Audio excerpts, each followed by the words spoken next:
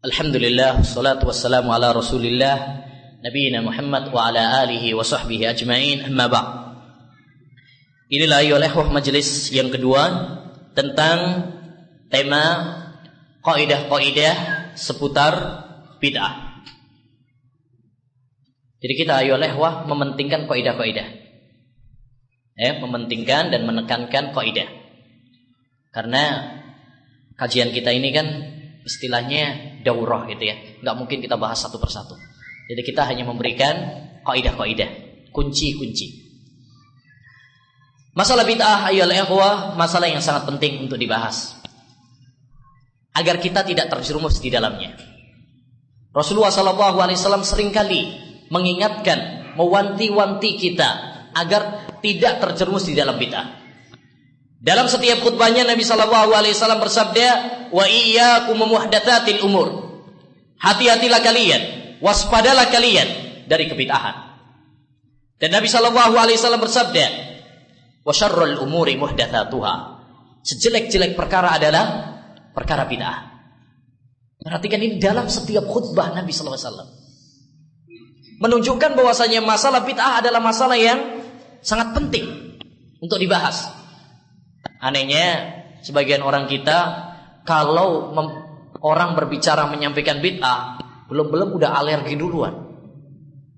Nah, dikit-dikit bid'ah, dikit-dikit syirik. Emang surga kaplingan mbahmu apa? Nah, mengetahui suatu kejelekan ayyuhal ikhwah penting. Dahulu Hudzaifah ibnul Yaman, sahabat yang mulia radhiyallahu an, beliau pernah mengatakan, kana an-nas yas'aluna Rasulullah sallallahu alaihi wasallam anil khair wa kuntu as'aluhu anil syarr makhafata ayyudrikani.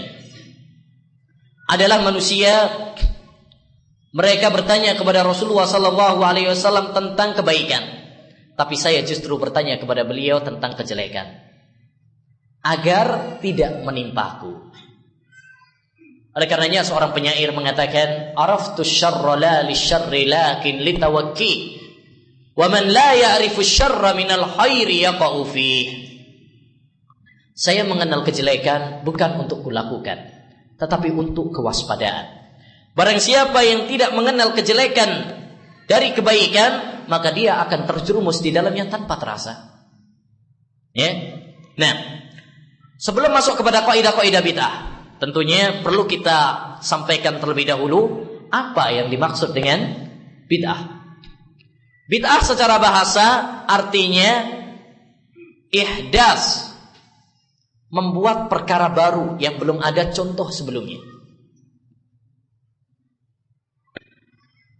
Mencakup dunia ataupun agama.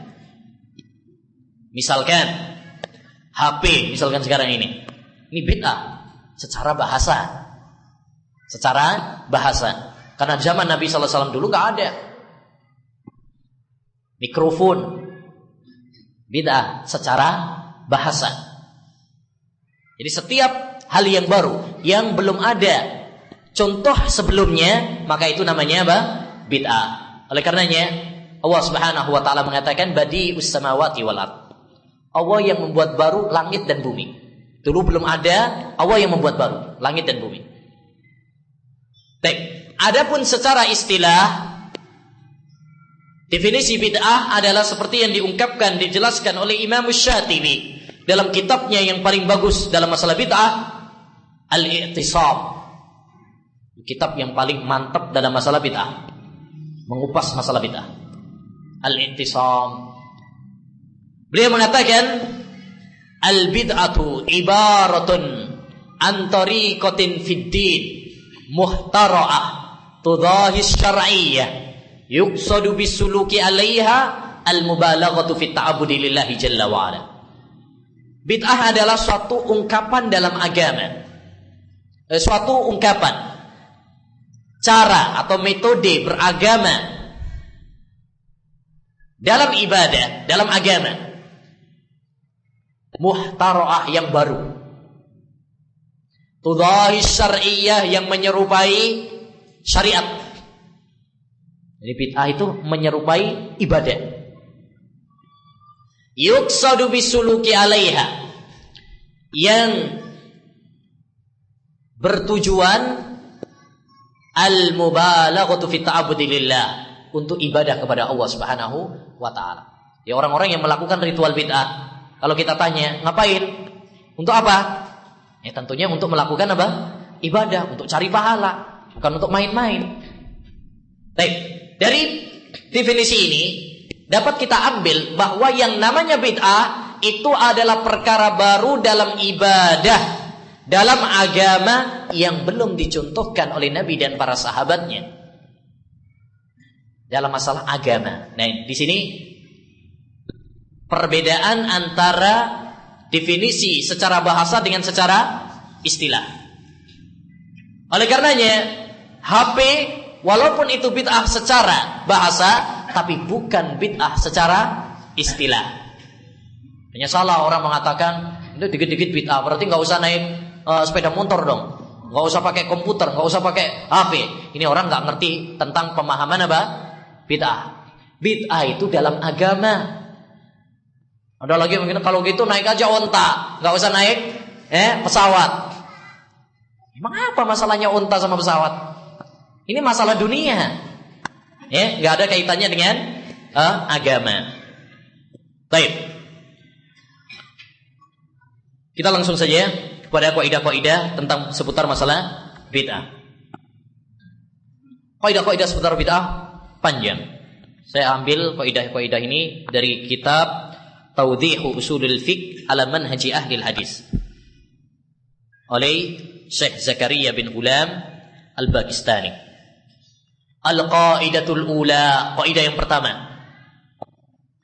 Al-aslu fil ibadat al-man'u wa fil adat al-ibahah. Asal dalam ibadah itu hukumnya terlarang. Adapun asal dalam masalah adab duniawi, maka hukum asalnya adalah boleh, halal. Dan ini kemarin juga sudah kita bahas ketika membahas tentang masalah kaidah-kaidah dalam jual beli.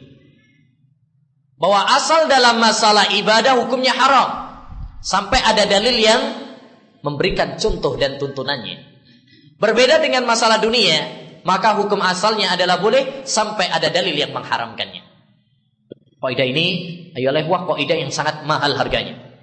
Kalau kita bisa memahaminya, maka kita akan memahami banyak permasalahan agama.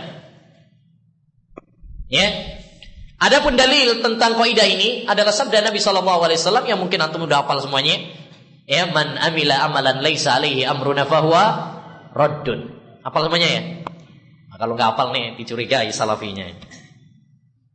Man amila amalan laisa alaihi amruna fahuwa raddun. Barang siapa yang mengamalkan suatu amalan yang tidak ada tuntunannya dari kami, yaitu Nabi dan para sahabat, ya, fahuwa raddun, maka dia tertolak. Amalan tersebut tertolak. Para ulama membuat dalil dari hadis ini bahwa asal setiap ibadah adalah haram. Oleh karenanya, tatkala kita mengingkari suatu bid'ah, kemudian orang mengatakan mana larangannya? Justru sebaliknya kita harus bertanya sama dia, mana contohnya? Ya, karena hukum asalnya apa? Enggak boleh. Kadang enggak dibalik kaidahnya. Ya. Pak, misalkan, maaf, ya kayak maulid atau tahlil itu enggak ada contohnya. Mereka balik bertanya sama kita, mana larangannya? Emang ada larangannya? Jangan maulidan atau tahlilan atau yasinan. Enggak ada. Ya. Kalau kita dituntut seperti itu, justru harus membalik. Pak, mana tuntunannya? Karena hukum asal ibadah adalah apa? Haram. Kita tidak boleh beribadah sampai ada dalilnya. Kecuali dalam masalah dunia. Siapa yang mengharamkan? Dia yang dituntut untuk apa? Dalil. Siapa yang mengharamkan misalkan HP? Harus dituntut dalil. Apa dalilnya yang mengharamkan hal ini? Siapa yang mengharamkan salah satu jenis makanan? Dia harus mampu untuk mendatangkan dalilnya. Kalau enggak, berarti dia berfatwa tanpa ilmu. Ya. Nah, kaidah yang kedua. Laisa fi syar'i bid'atun hasanah, bal kullu bid'atin dhalalah. Tidak ada dalam syariat agama Islam ini yang namanya bid'ah hasanah. Bid'ah yang baik itu enggak ada. Bal kullu bid'atin hiya dhalalah. Bahkan setiap bid'ah itu adalah apa? Sesat semuanya. Kaidah ini berdasarkan hadis Nabi sallallahu alaihi wasallam, "Iyyakum muhdatsatil umur, fa inna kulla muhdatsatin bid'ah wa kulla bid'atin dhalalah." Hati-hatilah oleh kalian dari perkara yang baru dalam agama. Karena setiap perkara yang baru dalam agama itu adalah bid'ah, dan setiap bid'ah adalah sesat. Perhatikan di sini ayyuhal ikhwah, Rasulullah sallallahu alaihi wasallam menggunakan dengan lafaz kullu yang bermakna setiap atau semua.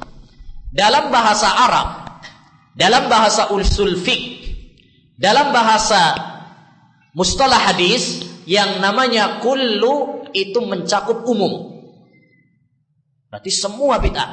Barang siapa yang mengecualikan, dia dituntut untuk mendatangkan dalil. Karena hukum asalnya kullu itu mencakup umum. Siapa yang mengecualikan, ada bid'ah hasanah kok ini, misalkan, dia harus mendatangkan dalilnya. Apa yang menjadikan itu keluar dari kaidah umum ini?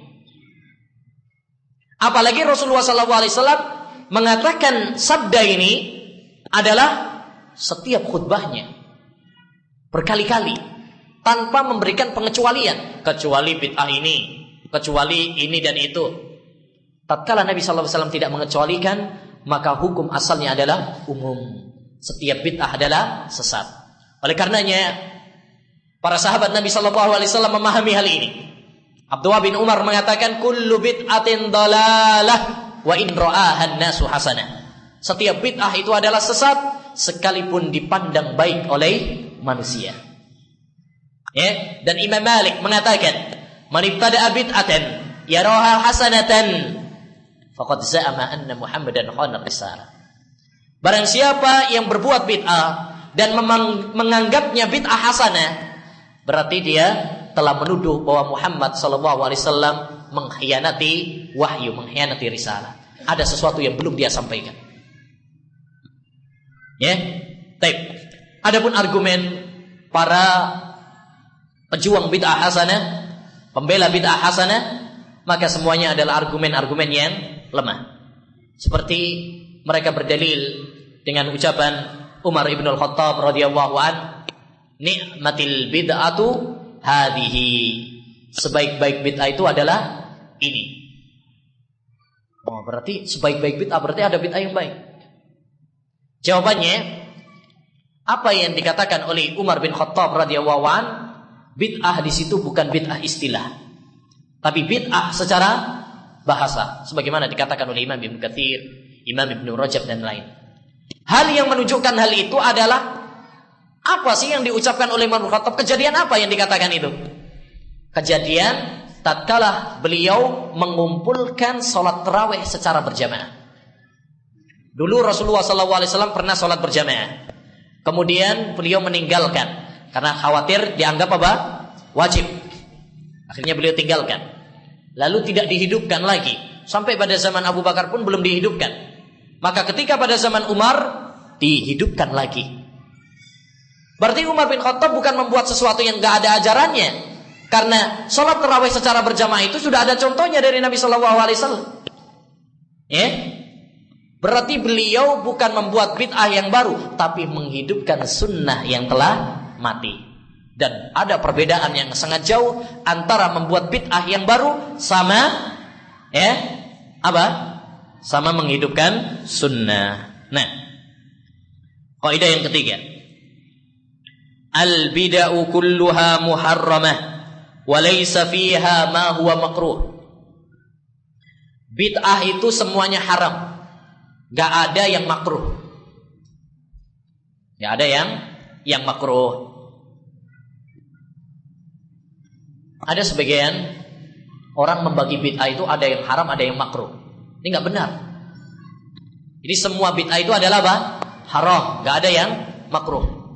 Bagaimana bagaimana ada yang makruh? Kalau makruh itu kan berarti diamalkan boleh, ditinggalkan dapat pahala. Masa bid'ah boleh?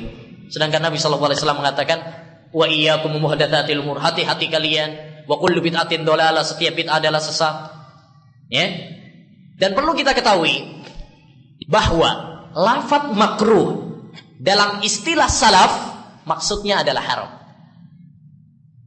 Dan ini jarang diketahui oleh para pengikut madhab belakangan, sehingga mereka tatkala menjumpai perkataan ulama-ulama makruh dianggapnya menurut istilah belakangan. Padahal ini istilah baru. Makruh dengan istilah kalau dilakukan itu boleh, kalau ditinggalkan maka dapat pahala. Ini adalah istilah baru. Ya, adapun istilah para ulama ussalaf dahulu, ya, makruh itu untuk sesuatu yang haram. Sebagaimana dijelaskan oleh Imam Ibnu Qayyim rahimahullah taala. Karena makna makruh secara bahasa itu adalah dibenci. Baik yang dan itu mencakup apa? Haram, karena haram pun dibenci. Ya. Allah Subhanahu wa taala berfirman, "Wa qarraha ilaikumul kufra wal fusuqa wal isyan." Allah Subhanahu wa taala memakruhkan bagi kalian kekufuran, kefasikan dan kemaksiatan. Masa kufur hukumnya makruh? Enggak mungkin kan? Nah, oleh karenanya tatkala Imam Syafi'i misalkan mengatakan, saya membenci salat menghadap kubur, maksudnya bukan makruh istilah belakangan, tapi haram. Baik. Kaidah yang keempat, iktisadun fi sunnatin khairun min ijtihadin fi bid'ah. Sederhana dalam sunnah lebih baik daripada sungguh-sungguh di dalam bid'ah. Sedikit tapi sesuai dengan tuntunan Rasulullah itu lebih baik daripada banyak tapi bid'ah. Kaidah ini diambil dari ucapan sahabat yang mulia Abdullah bin Mas'ud radhiyallahu an, sebagaimana diriwayatkan oleh Imam Ad-Darimi dalam sunannya dan Al-Lalikai dalam Syarah Ushul I'tiqad Ahli Sunnah wal Jamaah dan lain-lainnya. Beliau mengatakan iktisadun fi sunnah khairun min ijtihadin fi bid'ah. Sederhana dalam sunnah itu lebih baik daripada sungguh-sungguh tapi dalam bid'ah. Karena yang Allah Subhanahu wa taala inginkan adalah baiknya suatu amalan, bukan banyaknya suatu amalan. Perhatikan firman Allah Subhanahu wa taala dalam surat Tabarak, liyabluwakum ayyukum ahsanu amala. Allah Subhanahu wa taala ingin menguji kalian mana yang lebih baik amalnya. Apa yang lebih baik? Fudail bin Iyad mengatakan yang lebih baik adalah ahlasuhu wa aswabuh, yang ikhlas dan sesuai dengan petunjuk Rasulullah SAW, bukan yang paling banyak amalnya.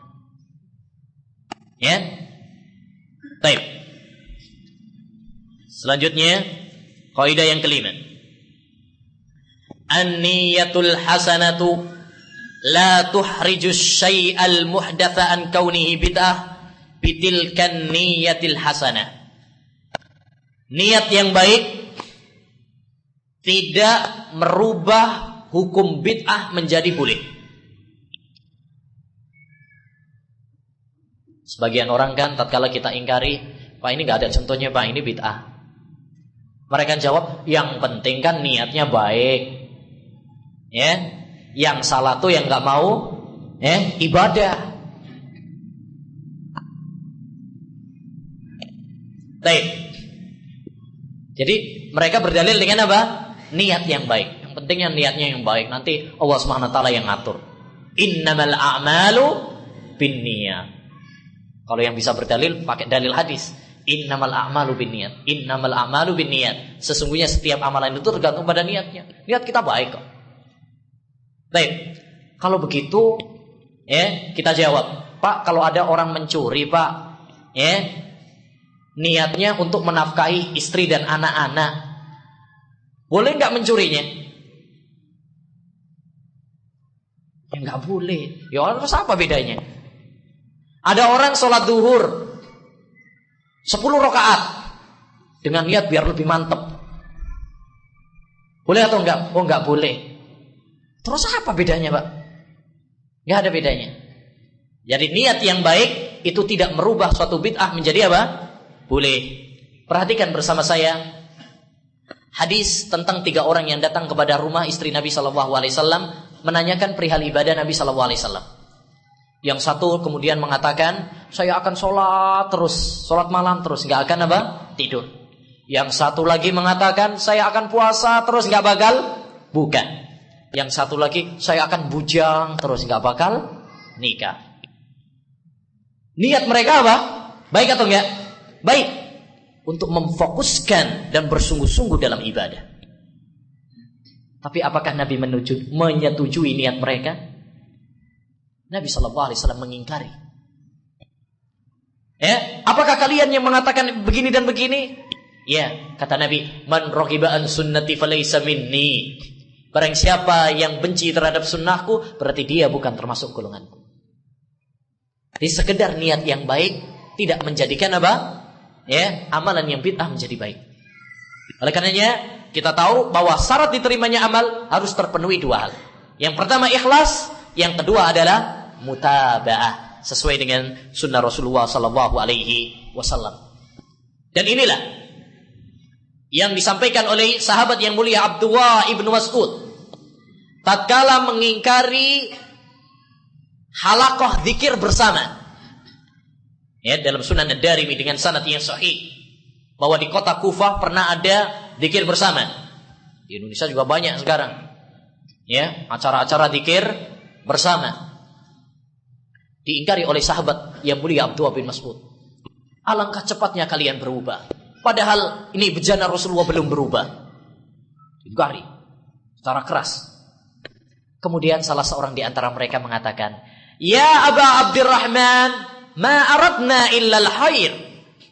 Wahai Abu Abdurrahman, yaitu Abdullah bin Mas'ud, ma aradna illa al-khair.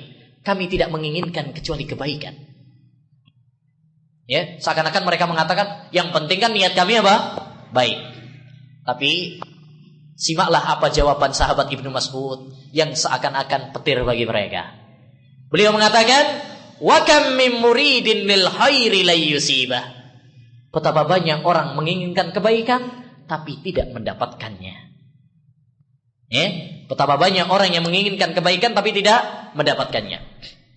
Dan ini juga yang ditegaskan oleh tabi'in yang mulia Sa'id bin al-Musayyib atau Musayyib. Tatkala beliau melihat ada seorang yang sholat setelah fajar, dipanjangkan rukuknya, dipanjangkan sujudnya, ya. Kemudian diingkari oleh sahabat oleh tabi'in Sa'id bin Musayyib, Imam Sa'id bin Musayyib, bahwasanya hal itu menyelisih sunnah. Lalu orang tersebut mengatakan, "Ya Aba Sa'id, ayu'adzibani Allahu 'ala shalah?" Apakah Allah akan menyiksa saya gara-gara saya salat? Ya, kata Sa'id bin Musayyib, "La, walakin yu'adzibuka 'ala khilafis sunnah." Tidak, tapi Allah akan mengadabmu karena kamu menyelisihi sunnah Nabi sallallahu alaihi wasallam. Nah, selanjutnya kaidah yang ke-6, al-ihtilafu fi fi'lin. Al-ihtilafu fi fi'lin ma hal huwa bid'atun am la yusawwihu al-amala bihi bisababi dhalika al-ihtilaf. Perselisihan ulama tentang suatu hal, apakah ini bid'ah ataukah tidak, tidak menjadikan suatu amalan itu bukan bid'ah, bukan membolehkan suatu amalan tersebut. Ya, artinya jangan jadikan perselisihan ulama sebagai dalil ya untuk menutup-nutupi apa? Bid'ah. Kalau memang dengan dalil-dalil yang kuat bahwa perkara tersebut adalah bid'ah, katakan bid'ah, sekalipun ada seorang ulama yang mengatakannya. Karena ulama itu manusia, bisa salah dan bisa benar. Kullun yu'khadhu min qawlihi wa yutrak illa sahiba hadzal qabr. Sebagaimana kata Imam Malik rahimahullahu taala, setiap ucapan orang itu bisa diambil dan bisa ditolak kecuali ucapan Rasulullah sallallahu alaihi wasallam. Oleh karenanya Syekhul Islam Taimiyah rahimahullah taala mengatakan dalam Majmu'ul Fatawa juz 26 halaman 202, "Walaysa li ahadin an yahtajja bi qauli ahadin fi masailin niza'." Tidak boleh bagi seorang pun untuk berhujjah dengan ucapan seorang ulama dalam masalah-masalah perselisihan. Wa innamal hujjatun nass wal ijma'. Ya, karena hujjah itu hanya ada di dalam Al-Qur'an dan ijma' ulama. Jadi jangan kita cari-cari ketergelinciran ulama. Musik boleh. Kenapa? Imam Ibnu Hazm aja membolehkan. Ya, nikah wanita tanpa wali boleh, mazhab Hanafi membolehkan.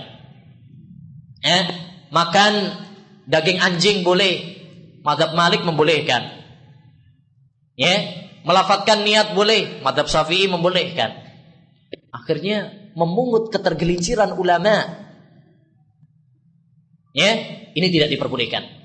Dahulu Ibrahim At-Taimi pernah mengatakan, "Man tatabba'a rukhsal ulama tazandaq." Barang siapa yang mencari, memungut ketergelinciran ulama, maka dia zindik. Karena seorang ulama tatkala tergelincir dalam satu masalah, bukan berarti tergelincir dalam setiap masalah. Adapun setiap tergelincirnya dicari-cari, dipungut, maka ini suatu kesalahan yang besar.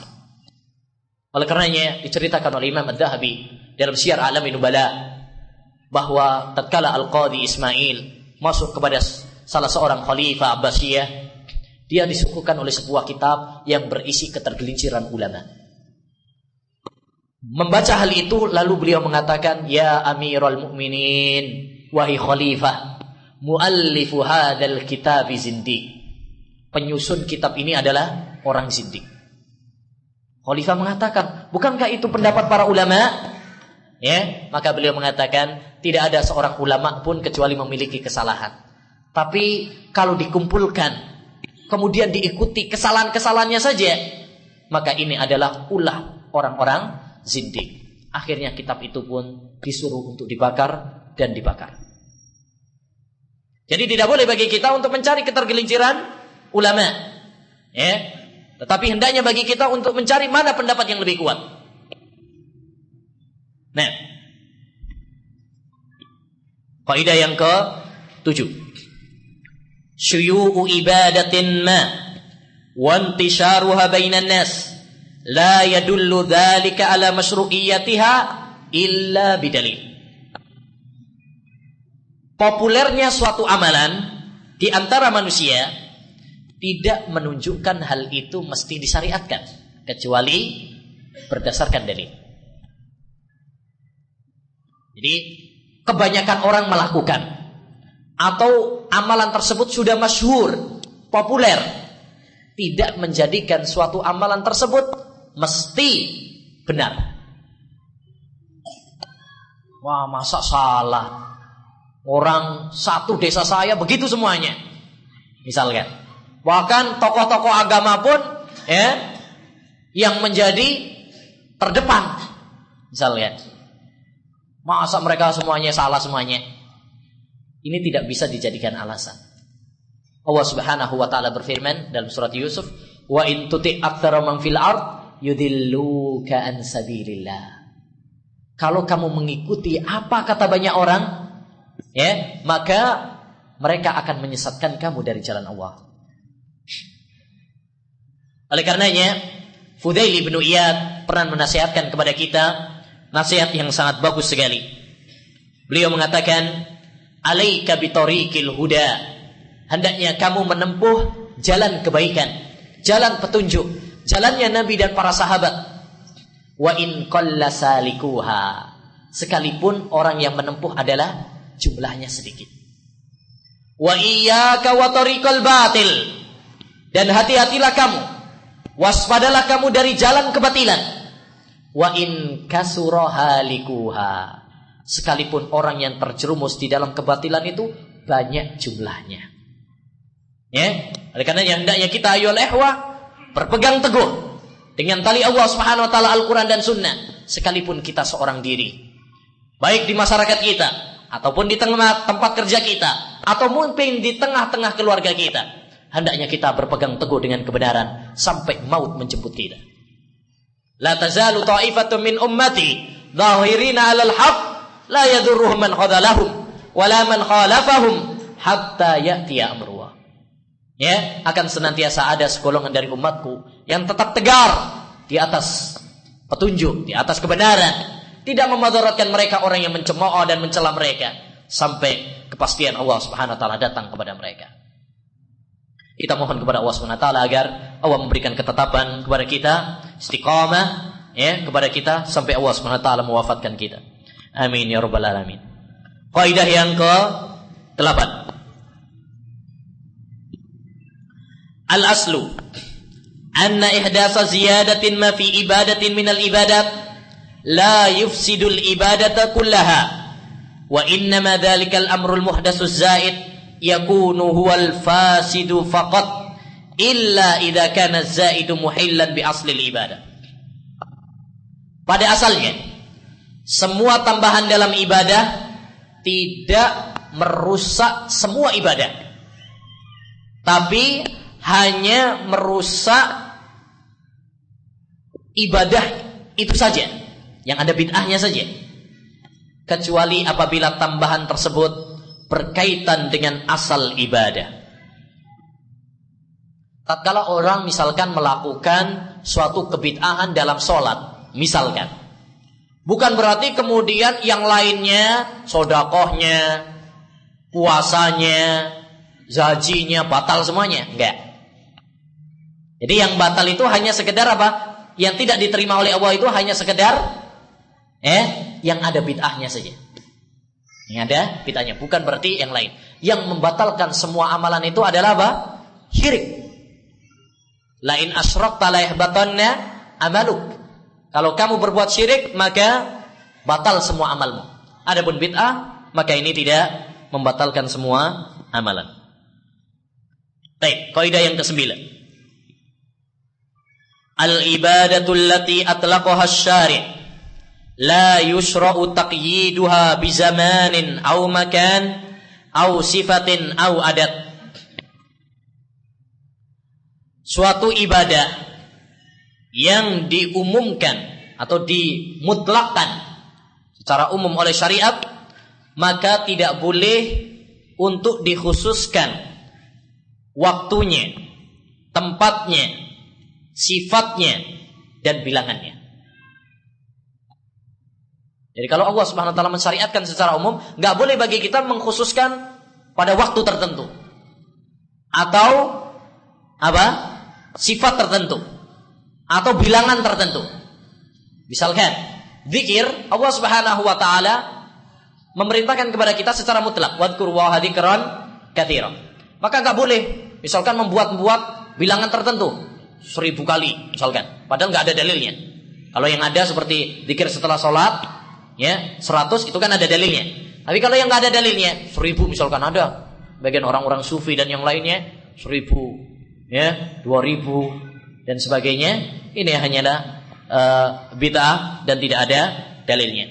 Oleh karenanya ibadah itu tidak diterima oleh Allah Subhanahu wa taala kecuali apabila sesuai dengan syariat dalam 6 hal. Yang pertama, sesuai dalam masalah ya jenisnya. Seperti misalkan tadi kurban, jenisnya sudah ditentukan, unta, sapi, kambing. Enggak boleh kemudian saya kurban dengan burung beo saya. Mahal ini, lebih mahal daripada sapi. Misalkan, boleh atau enggak? Enggak boleh. Karena telah ditentukan jenisnya. Bolehkah berkurban dengan kuda? Enggak boleh. Enggak boleh, walaupun harganya lebih mahal. Yang kedua, harus sesuai dengan sebabnya. Kalau Allah Subhanahu wa taala dan Rasulnya tidak menjadikan itu sebagai sebab, maka enggak boleh bagi kita untuk menjadikannya sebagai sebab. Ada orang misalkan setiap kali masuk rumah, baik malam maupun siang, maka dia sholat. Loh, mas sholat apa ini? Sholat tahiyatul bait. Sholat masuk rumah. Sebagaimana masuk masjid ada sholat tahiyatul masjid, berarti masuk rumah ada sholat tahiyatul bait. Setiap kali masuk rumah, dia menjadikan masuknya rumah sebagai sebab sholat. Boleh atau tidak? Nggak boleh. Ya, ini adalah satu hal yang bid'ah. Setiap orang nguap, misalkan nguap, ya, kemudian mengatakan astaghfirullah, a'udzubillahi minasyaitonirrajim. Setiap kali menguap. Kalau sesekali ini enggak ada masalah. Tapi ini setiap kali menguap, dia menjadikan menguap itu adalah sebab untuk ta'awud. Boleh atau tidak? Enggak boleh karena enggak ada dalilnya. Kalau ada yang mengatakan itu kan dari setan. Iya, tapi siapa ya? Nabi SAW yang memerintahkan hal itu. Apa ada dalilnya? Apa Nabi menjadikan hal itu sebagai sebab? Ya, tidak ada dalilnya setahu saya. Yang ketiga, harus sesuai dalam waktunya. Haji misalkan sudah ditentukan waktunya, Syawal, Dzulqa'dah, Dzulhijjah. Kalau ada orang misalkan pengen haji mengikuti pemahaman liberal yang mengatakan haji boleh pada setiap bulan, akhirnya haji pas bulan Ramadan, boleh atau enggak? Enggak boleh, enggak sah. Sepi Arafah, enggak ada temannya. Nah, enggak boleh. Atau puasa Ramadan, bulan Syaban sudah puasa Ramadan. Loh mas, kok sudah puasa Ramadan? Ya, siapa tahu nanti saya mati. Jaga-jaga. Boleh atau enggak? Enggak boleh. Ya. Baik. Yang keempat, harus sesuai dengan tempatnya. Iktikaf misalkan, Allah telah menentukan tempat iktikaf itu adalah di masjid. Wa antum akifuna fil masajid. Kalian iktikaf di masjid, ditentukan. Kalau ada orang iktikaf kemudian di rumahnya, seorang ibu iktikaf di rumahnya, kan masjid saya kan rumah, boleh atau tidak? Enggak boleh. Iktikaf di kantornya, enggak boleh. Karena Allah SWT tidak menjadikannya itu sebagai tempat. Iktikaf di kuburan, ada orang iktikaf di kuburan, boleh atau enggak? Lebih enggak boleh ini. Lebih enggak boleh. Yang ke berapa ini? 5. Yang kelima, harus sesuai dalam sifatnya. Ya, sifatnya. Tata caranya. Salat misalkan, sifatnya telah ditentukan oleh Nabi SAW. Dimulai dari takbiratul ihram, diakhiri dengan salam. Kalau ada orang punya model baru, ya, salat tahun 2010, dimulai dari salam, diakhiri dengan takbiratul ihram, dibalik. Model baru.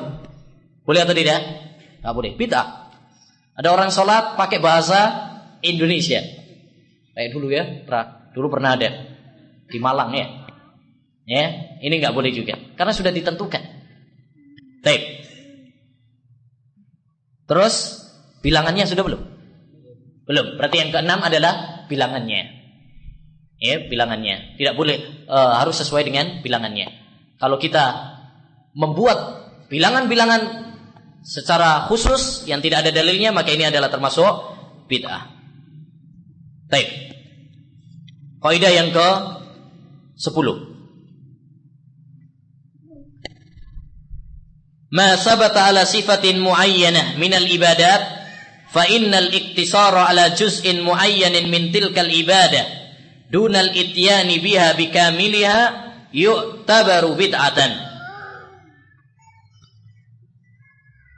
Suatu ibadah yang memiliki sifat tertentu, maka mencukupkan pada sebagiannya tanpa melakukannya secara sempurna dianggap sebagai suatu bid'ah.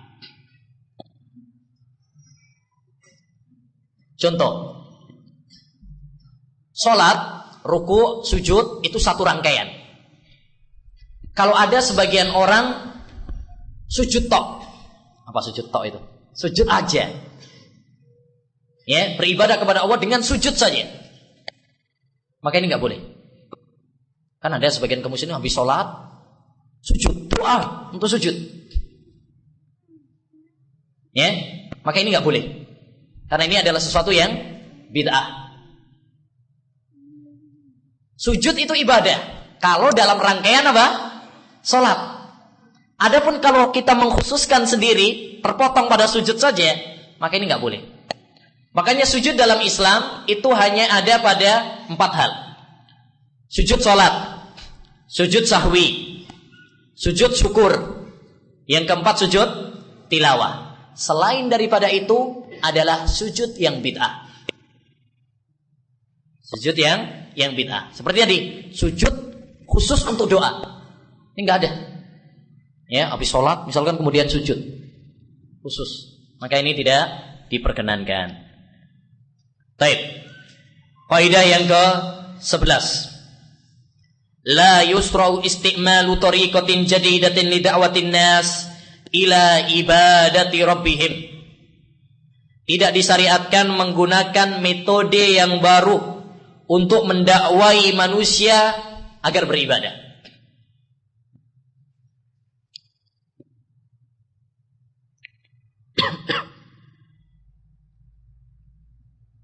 Baik.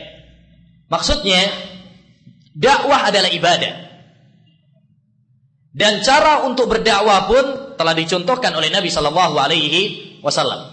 Maka tidak boleh bagi seorang untuk membuat cara-cara yang baru yang tidak dicontohkan oleh Nabi sallallahu alaihi wasallam dalam berdakwah.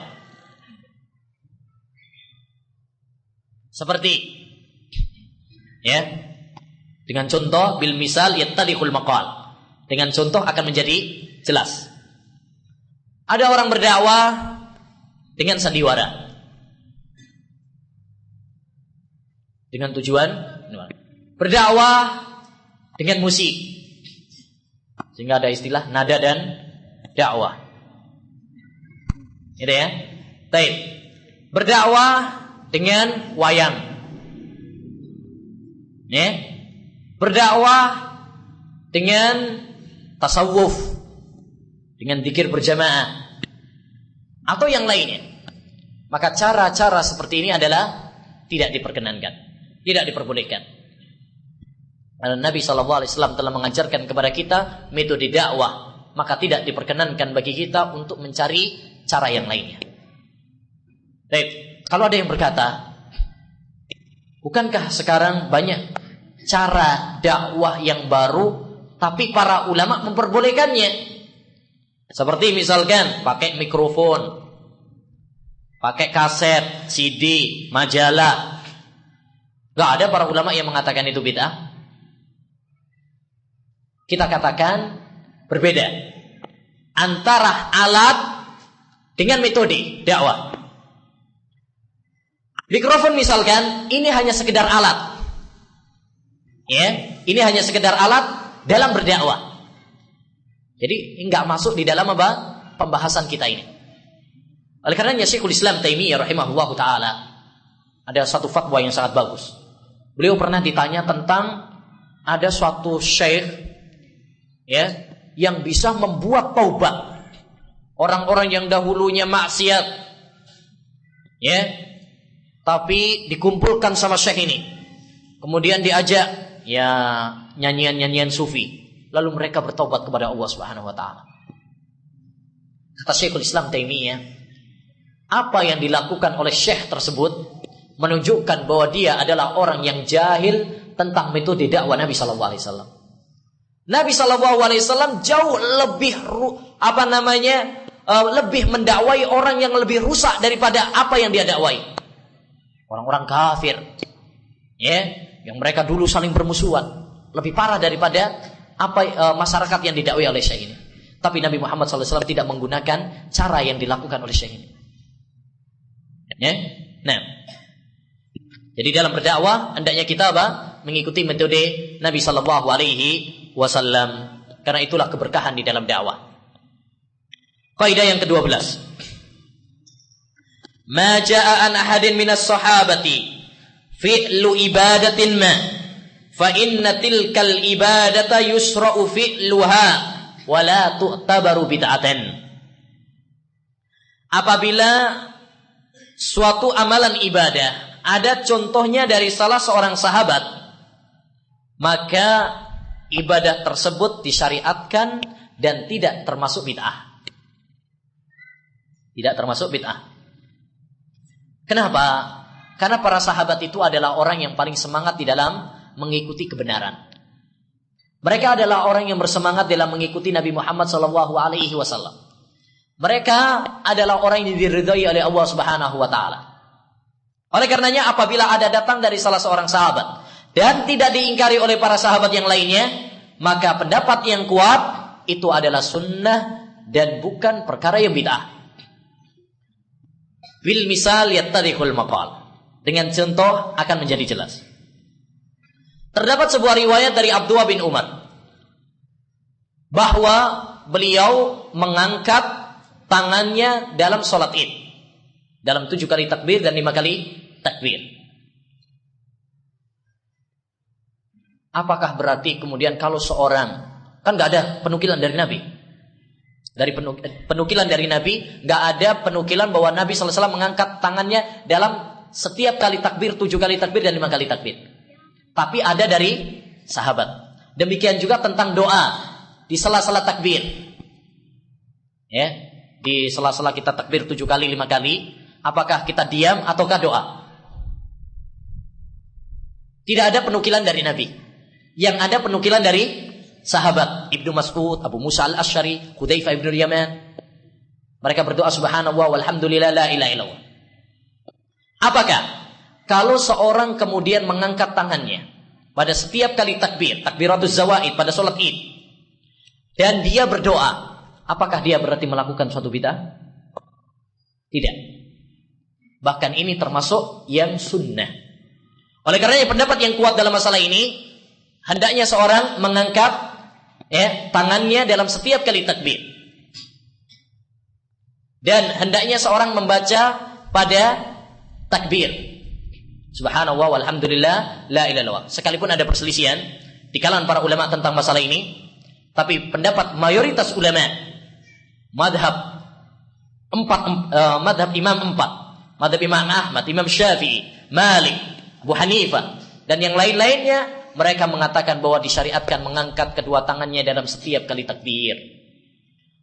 Sekalipun kita menghormati bagi sebagian ikhwan atau sebagian ustaz atau sebagian syekh yang mengikuti pendapat sebagian ulama seperti Syekhul Albani yang mengatakan tidak disyariatkan untuk mengangkat tangan karena berdasarkan apa? Tidak dinukil dari Nabi. Kalau kita gunakan kaidah ini, maka kita akan memahami bahwa betul tidak ada contohnya dari Nabi, tapi ini ada dari sahabat. Dan apa yang datang dari sahabat tidak bisa dikatakan sebagai apa? Bid'ah. Bahkan menurut yang pendapat yang kuat itu termasuk sunnah. Ya, termasuk sunnah. Baik. Contoh yang lainnya seperti pembahasan kemarin, yaitu apakah disyariatkan sholat ketika terjadi gempa bumi. Tidak ada penukilan dari Nabi, karena memang gempa bumi tidak pernah terjadi pada zaman Nabi. Tapi ada penukilan dari sahabat. Siapa kemarin? Ibnu Abbas. Tatkala terjadi gempa bumi, maka beliau sholat 2 rakaat di Kufah.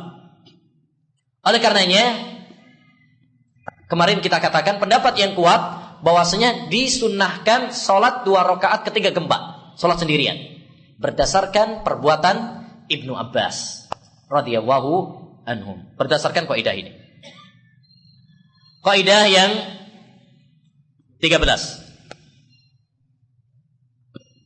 Fi'lul ibadah ala ghairi sifatil lati waradat biha aw ghairi sababil lati waradat min ajlihi tu'tabaru bid'ah. Melakukan ibadah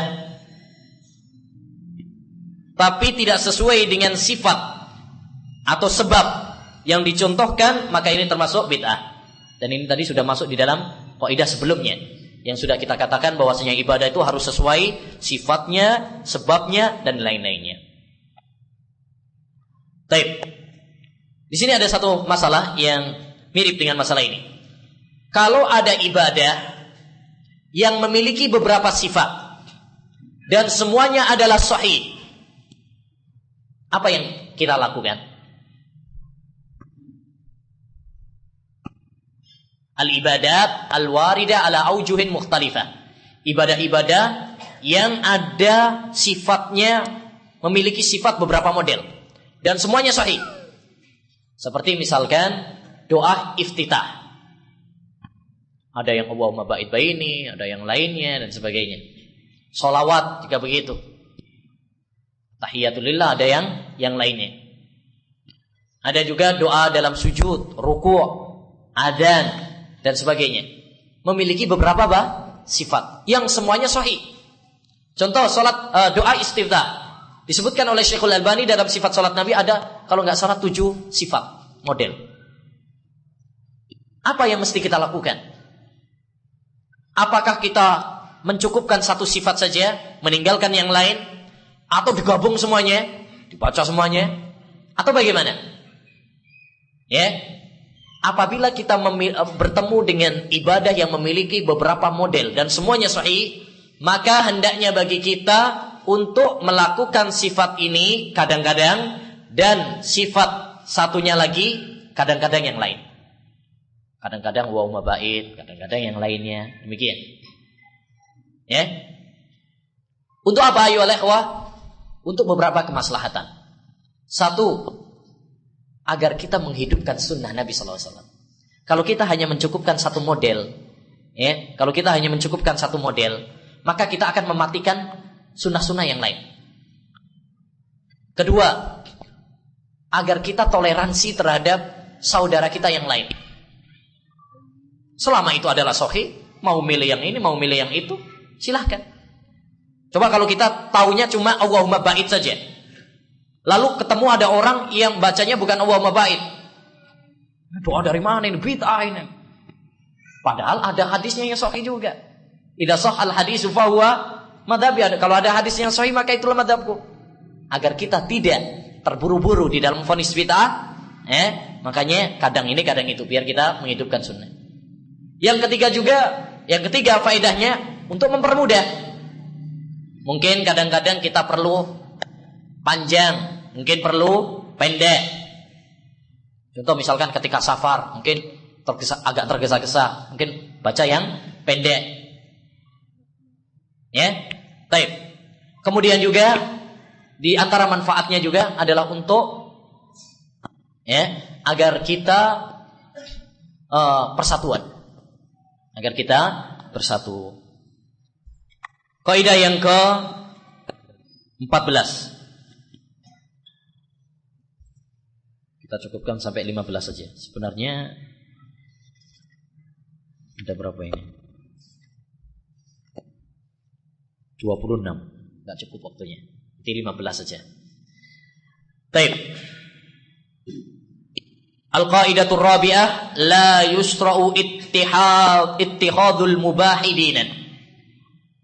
Tidak disyariatkan menjadikan perkara yang mubah sebagai agama. Perkara yang mubah tidak boleh dijadikan sebagai agama, diyakini adalah sebagai agama.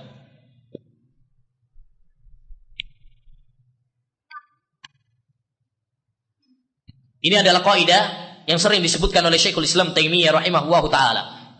Jadi perkara yang mubah jangan dijadikan sebagai agama,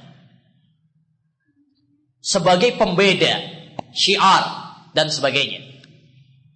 Mubah hukumnya boleh dilakukan, boleh ditinggalkan. Jangan dijadikan sebagai suatu hal yang sunnah atau sebagai sesuatu yang wajib. Contoh, misalkan orang membiarkan rambutnya, tidak memotong gundul. Ini kan boleh-boleh saja. Adapun kalau dijadikan sebagai simbol, maka ini nggak boleh. Pokoknya kalau golongan ini berarti gondrong. Kalau nggak begini ini berarti bukan golongan kita. Nggak boleh.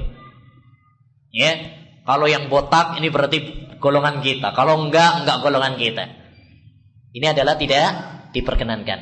Karena perkara ini adalah perkara yang mubah asalnya, maka tidak bisa dijadikan sebagai yang wajib atau yang sunnah.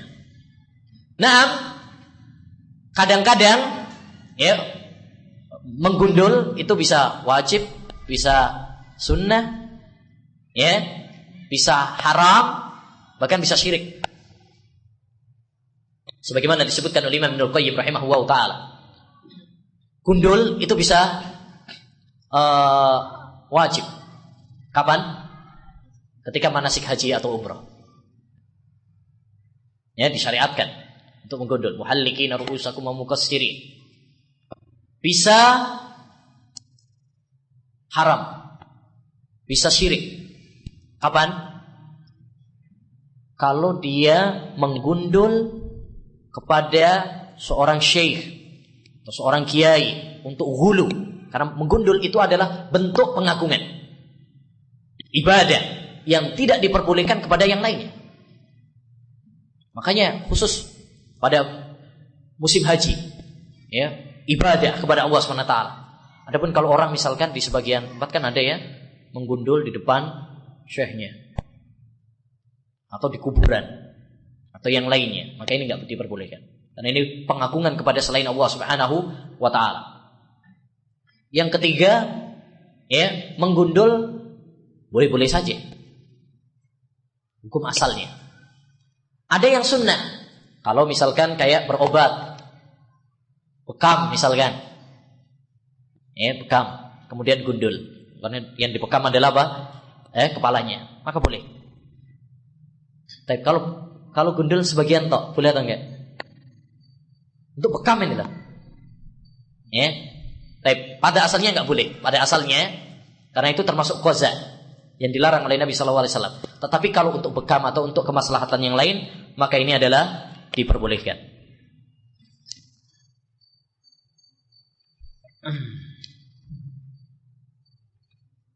Yang ke-15, al-maslahatul mursalah laisat minal bid'ati fi syai'. Maslahat mursalah bukanlah termasuk bid'ah sedikit pun.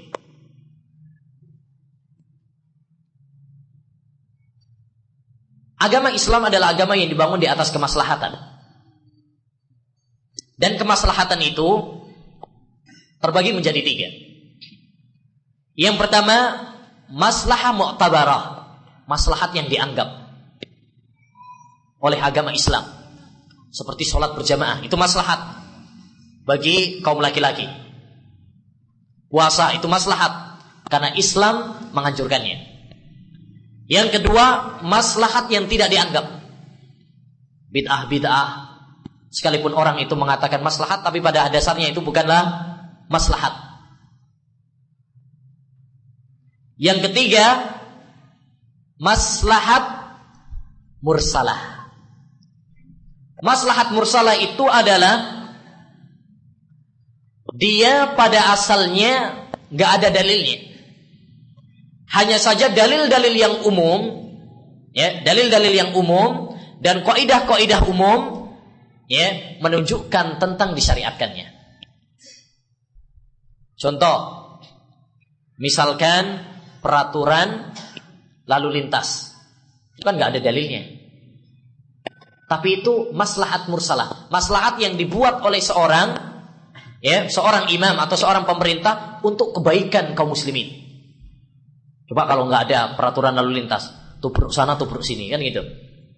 Demikian juga misalkan peraturan pencatatan KUA kalau mau nikah, itu termasuk maslahat mursalah. Dalam kondisi seperti ini, kata Syekh, maslahat mursalah bukanlah termasuk bid'ah. Seperti mikrofon ini misalkan, dia termasuk maslahat mursalah. Coba kalau nggak ada mikrofon misalkan, mungkin ya baru 1 jam Anda udah capek. Mungkin yang sana-sana juga nggak kedengaran. Ini termasuk maslahat mursalah. Al-Imam Asy-Shinqiti rahimahullahu taala memiliki sebuah kitab khusus tentang maslahat mursalah, Al-Masalihul Mursalah. Dalam kitab tersebut beliau mengatakan bahwa para sahabat, para tabi'in dan ulama-ulama ussalaf, mereka menggunakan kaidah maslahat mursalah dan tidak menolaknya. Dan tidak menolaknya.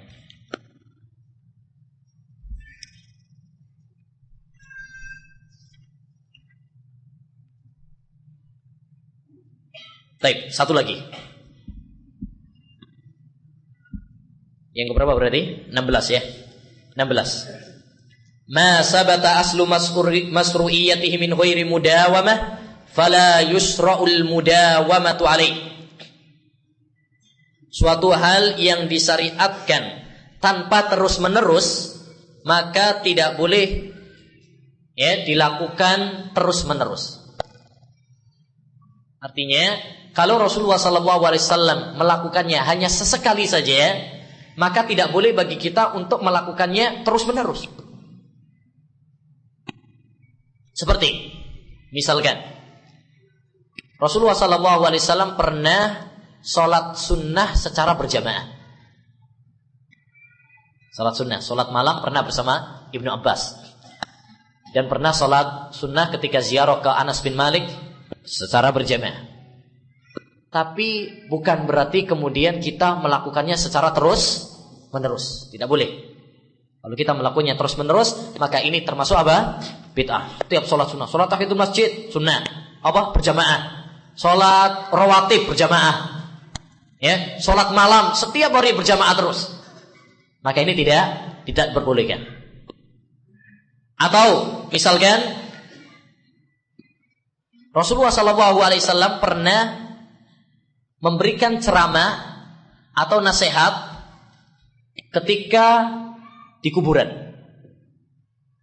Pernah ya? Rasulullah SAW pernah, berlindunglah kalian dari adab neraka dan sebagainya. Adapun memberikan ceramah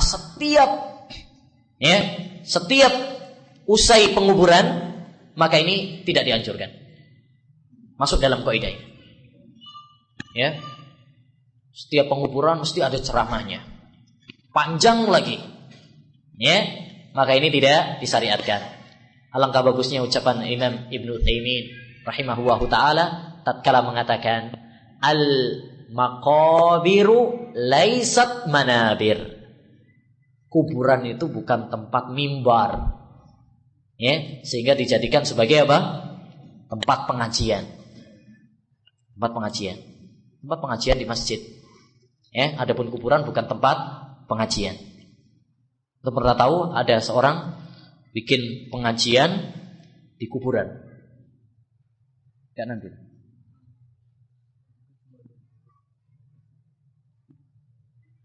Wassallallahu wasallam ala nabiyina Muhammad. Baik. Siapa yang mau ke belakang silakan. Baik, pertanyaan banyak sekali. Kita ambil beberapa dulu, nanti kita sambung lagi setelah salat insyaallah taala. Atau nanti aja sekalian lah. Ya. Nanti aja sekalian. Dan nanti insyaallah nanti ada pertanyaan. Nanti pertanyaan satu dari ikhwan dan satu dari akhwat. Siapa yang bisa insyaallah ada hadiah bundel majalah Al-Furqan. Kita lanjutkan setelah salat insyaallah taala. Sekarang siap-siap dulu. Mengambil wudu. Sallallahu alaihi wasallam ala Nabi Muhammad wa ala alihi washabbihi ajmain. Assalamualaikum warahmatullahi wabarakatuh.